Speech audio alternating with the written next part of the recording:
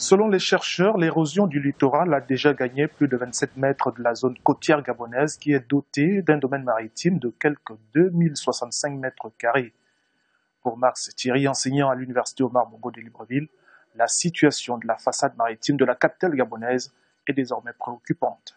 Vous imaginez aujourd'hui un fleuve comme le Congo s'est jeté vraiment au large et donc la pente des fleuves était très importante et donc les sédiments étaient régulièrement, naturellement charriés. Mais aujourd'hui, avec l'élévation du niveau de la mer, on va dire jusqu'à 6 000 environ, les fleuves ont perdu leur compétence, ont atteint un profil d'équilibre.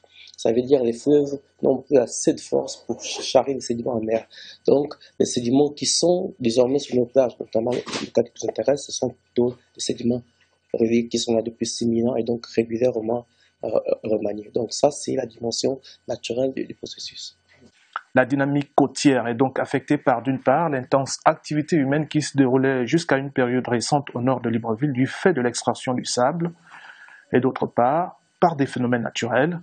Le risque de voir les plages librevilloises disparaître à terme est ainsi évident. Le baladeur de tous les jours, lorsqu'il va sur les plages au sud de Libreville, se constate que ce sont des plages qui n'ont plus de sable. Parce que la pertinence ou encore l'attractivité d'une plage, c'est la présence de sable. Et donc, si le sable arrive à disparaître sur une plage, c'est donc la fréquentation de cette plage qui baisse. Pour éviter le pire, deux approches s'invitent au débat. D'après les spécialistes, il faut une approche scientifique du problème, favoriser et encourager les travaux de recherche susceptibles d'apporter les informations justes à la prise de décision, ou bien délocaliser les populations installées sur les côtes en procédant à leur indemnisation.